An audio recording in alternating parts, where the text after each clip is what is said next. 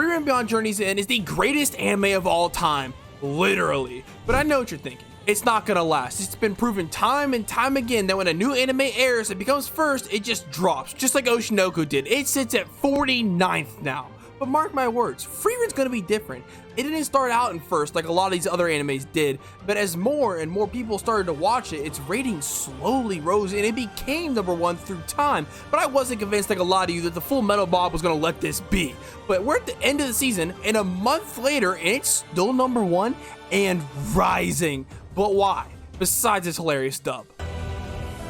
Kill yourself. When you think of anime, the first things you probably think of are fights, screaming, and boobs. And Frieren is so far removed from that typical idea of what most people think of anime as, while making a cohesive story that just naturally draws eyes towards it solely because of curiosity.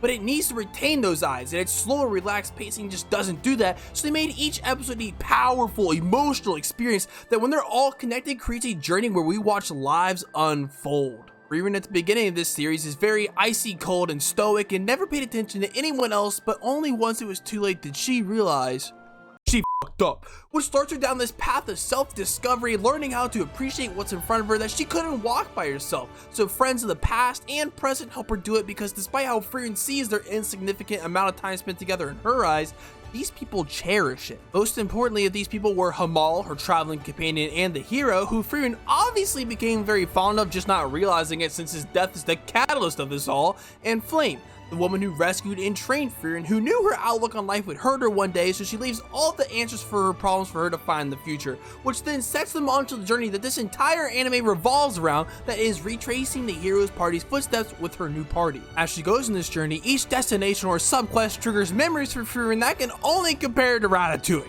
The memories can leave you feeling a hole inside with the memories of the deceased, like how Hamal gave Frieren the reverse lotus ring, which in the local culture is normally reserved for your lover, and then seeing that realization of what she missed, taking those moments for granted. But then also happier, goofier memories, like how Eisen would just jump off cliffs to get down them and would be fine.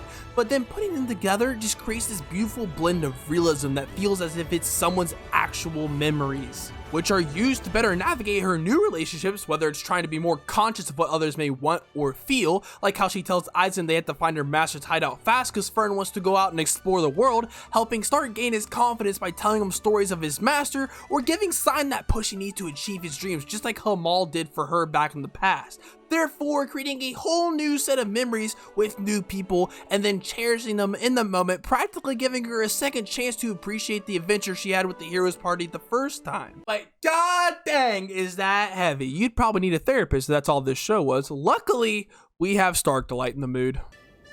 That cloud looks like a lady with huge boobs. Between Stark's boyish personality and then Fern continuously just dunking on him all the time, Sign who just wants to travel with the MILF, which honestly is just freaking based, and then Frieren's childish personality despite being 2,000 years old, which is almost the age as Jesus by the way, they ended up creating a lot of fun moments to relish in as they bond together. And trusting each other's backs to battle, which my god, do these fights slap.